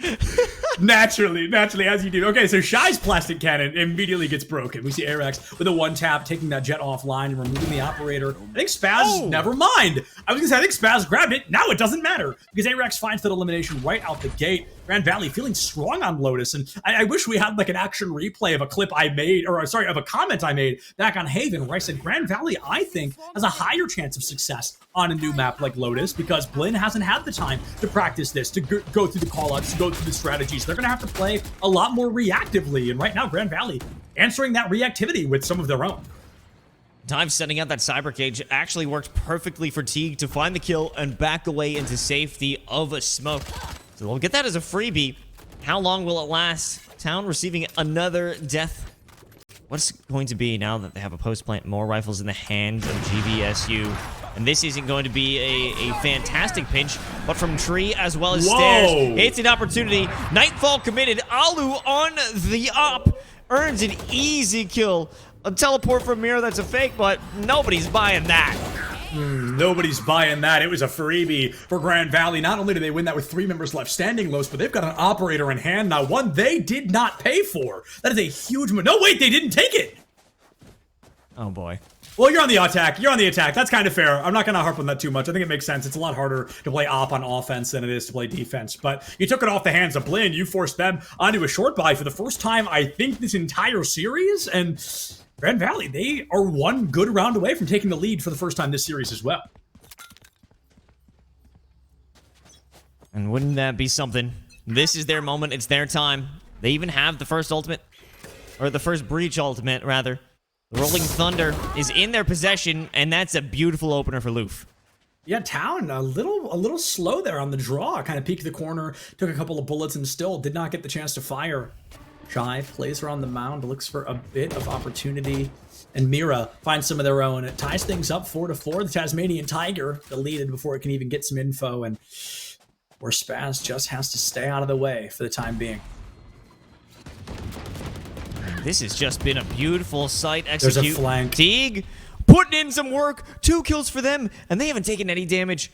Looking for another one. Oh my God, it can't be a 4th. It simply would be illegal. Mira has to keep things reasonable and will come in with a flank of thrifty victory, and they would not even allow the thought of a GVSU lead.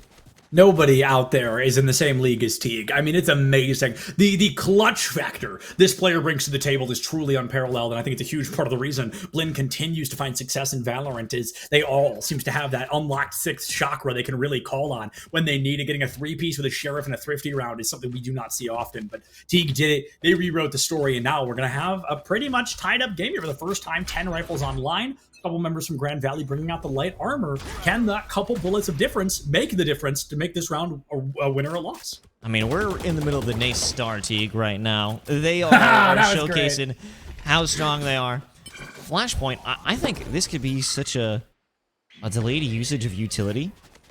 And they realize, that being Grand Valley, they realize how dangerous it is to even think about walking up here, because you will be hit from all angles from Teague through the walls. I'm trying to think, I'm trying to figure out why Loof continues to throw these blast packs, right? Because I'm a raised player. I get it sometimes. I get the bait back in the pistol round, but I'm starting to think it's an anti-util thing. I think they're trying to take down KJ utility that may be right up in the front there in that hallway. No matter what it is, Lowe's, I think it's a little weird, and I think it's odd to continue using it if you're not finding value. Those blast packs are a huge part of the reason Raze can be viable as an entry duelist. Is the speed that she has is unparalleled by a lot of other agents in this game. I mean, when you don't have that speed, oh god, the second Speaking that the of Raze, showstopper's used, no, they're gonna walk into the aftershock. There's no way to get value. Biscuit takes so much damage upon entry, and no one is able to strike back at Blinn for their troubles. They do secure the spike plant. No! At the same time, Mira just walks in and lays down waste to GVSU, but in a moment's notice, Shy is here. They're the last one alive. It's a 1v2, turn into a 1v1. No way. Biscuit's so injured, they simply need a single bullet on them. Might send out the paranoia. No! No! It can't be! Shy is able to turn this round again into Blinn's favor. Okay, now somebody go back and clip that thing where I was like, and they've each got that clutch factor, and put that over that, because holy cow, do they continue to prove that point? It's like each time we see them, we think they're back against the wall. We're going to see some changes from Blinn. They just keep doing Blinn things, and they capitalize on moments we never expect them to win. It's breathtaking the way this team continues to make that happen. They've now doubled their lead. We did a 4-2 game, and they're only 2 rounds away from a 6 points, which is worst case scenario, a draw at the half. And with the way Blinn feels like they're getting warmed up here, Los, this could be another absolute landslide against GVSU. Jeez Louise. And also, that was Shy playing into a neural theft. They knew where Shy was, and Shy still won that out. Oh my god. The new buff, the new buff neural theft that gives you away twice. So yeah, Shy really had to play their cards carefully there and won it out. It was breathtaking. I don't know what else they could have done better. I mean, that's what GVSU is going to be thinking to themselves. How could we do this better? How do we win this one out? Loof, I'm just not understanding these blast packs. Harkening back to what you said previously, they're not using it for their own mobility. It's preventative measures. This isn't the beta. Those blast packs don't do the damage anymore. Yeah, blast packs do not do a lot. Other than move you, that is pretty much their only major utility. Airax takes out Teague, but it's a trade from town. They know Shy's a critical condition on the side of Grand Valley, but you've got somebody approaching at every angle. It's tough to watch them all fast enough. Shy finds Biscuit with only 1 member left standing. And Dive just get this exit frag. Oh, wow, I thought they whiffed it. 5 HP on the board. Whoa. 5. No way! What? No way! Oh, I don't even care that Dive goes down there. That was so impressive. The dodge and weave goes crazy there. Of course, they pick up the one rifle that has 0 bullets in it, so they can't fire onto Mira. There's a wise man that once said, Los, you know, it really do be like that sometimes. And unfortunately, it really do for Dive in that moment. It's not the outcome you want, but you put 2 rounds on the board. That's just as many as you put down on Haven, but this time you've got a little more wiggle room to find a couple of your own. Now this time, it's not going to be the reusable bag plastic cannon. We've got the full-on metal cannon of Shy with the op. Sadly, no one wants to look in their direction. A bit of a posturing over towards C, which has been a struggle.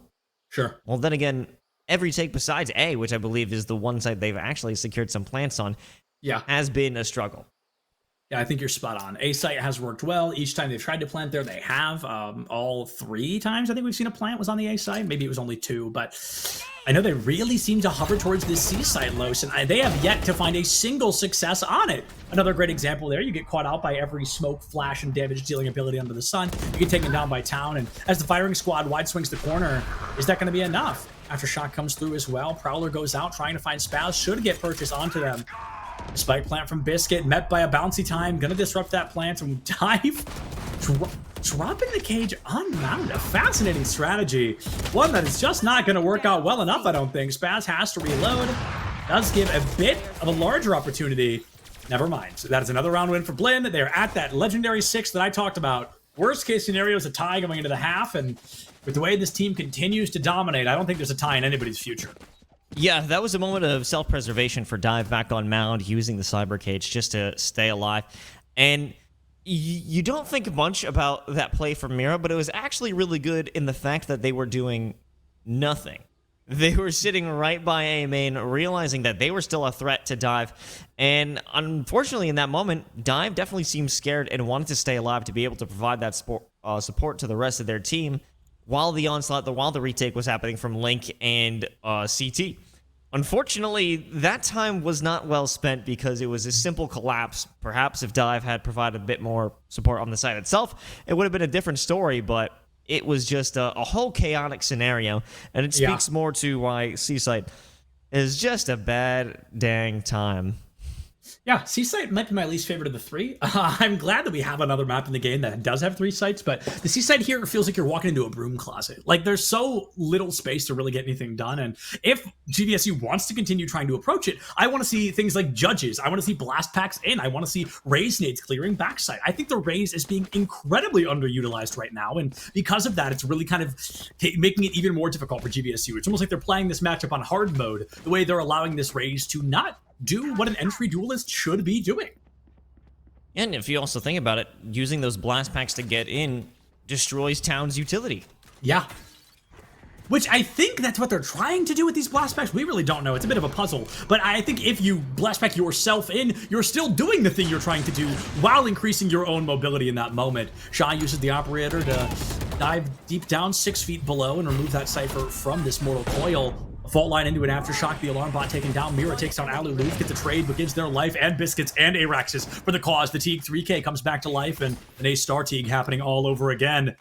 It is just Teague's world, and we're living in it. Just an easy 3K. Oh, that was good. That was good. I like that. I'll give it like a B+. All right, nice. I'm hoping for a Teague plus. Oh, that was good. That was good.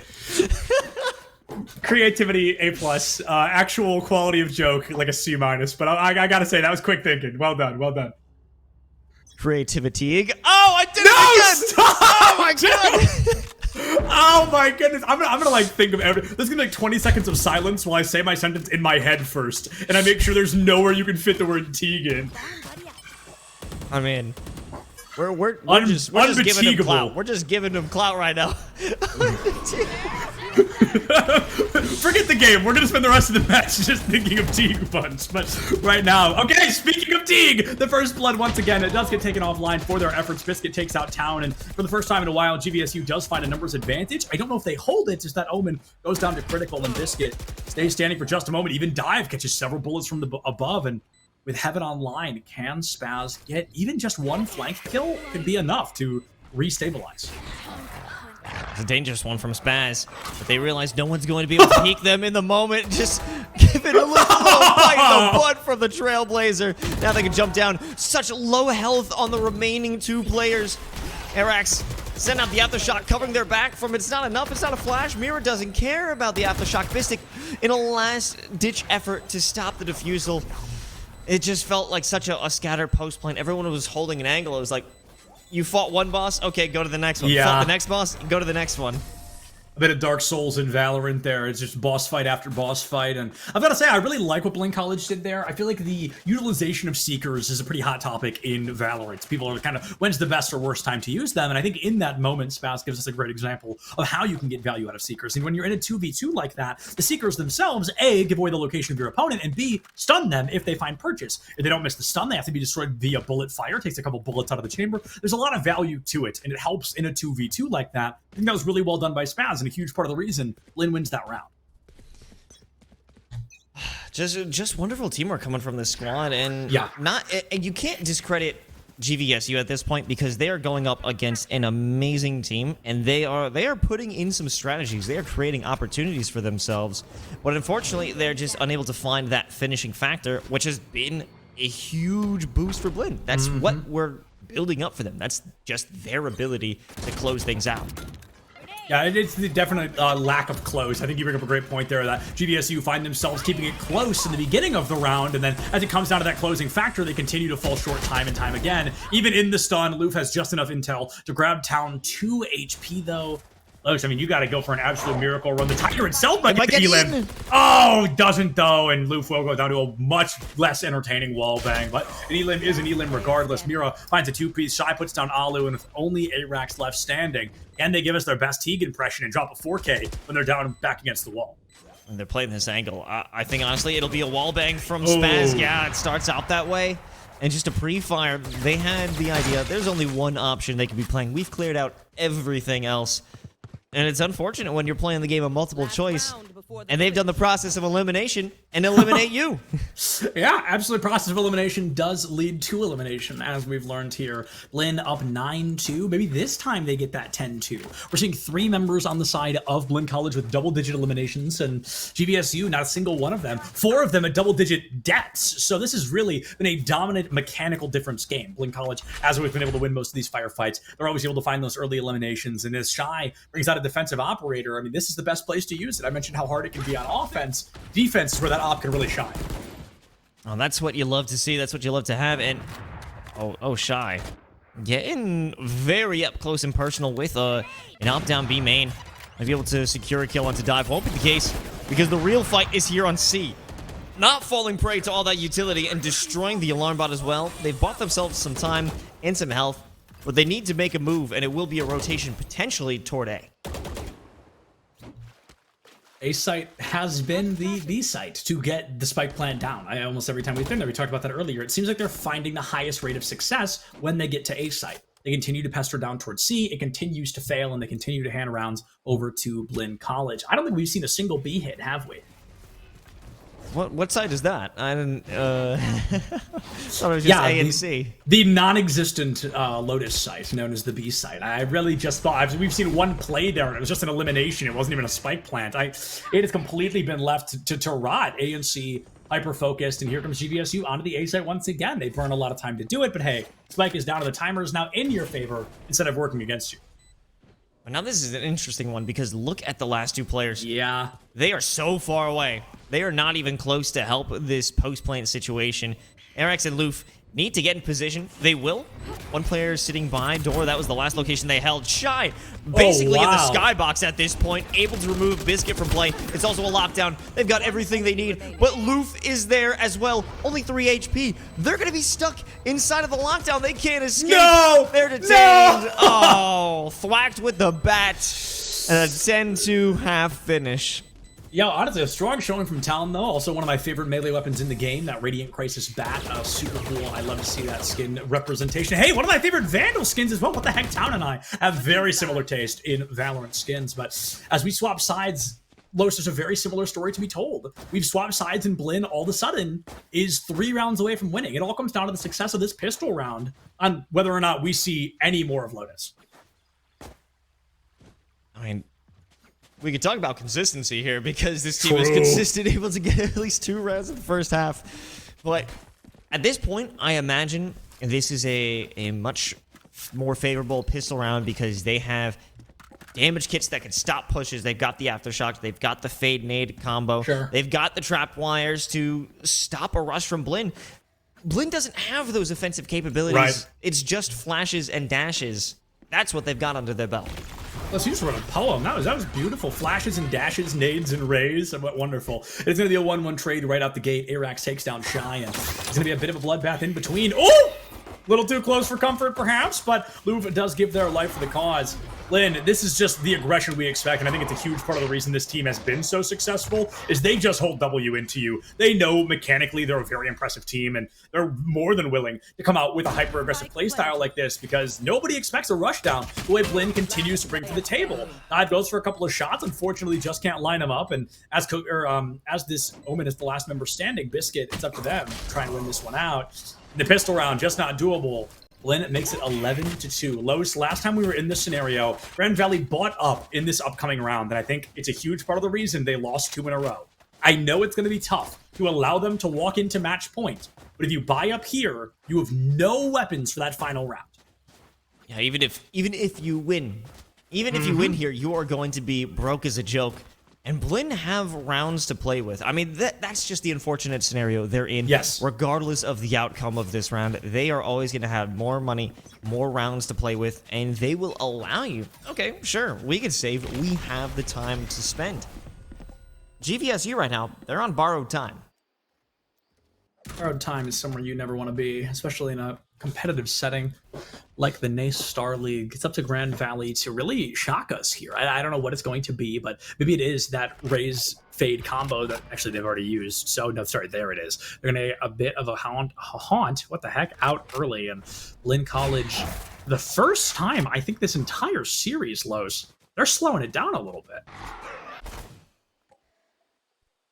I'm liking what I'm seeing. It's funny how this is always just a point for us to think, wait, what the heck's going on here? They're actually slowing down the play.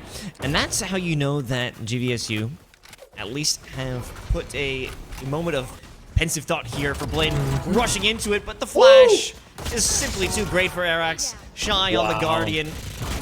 There is nothing more that needs to be said. This is going to be map point from Blinn unless Biscuit is able to risk it and come out with the greatest 4K of all time. Had a couple of opportunities here for a 4K from Grand Valley, and unfortunately, they have not been able to find any of them. Story does not change here. Teague finds the headshot. Biscuit falls early, and Blinn put themselves on match point. 4 of them surviving. They're bonusing up here with a Guardian, 2 Bulldogs, and a Spectre. Oh, handing the guard. Wow, no, excuse me.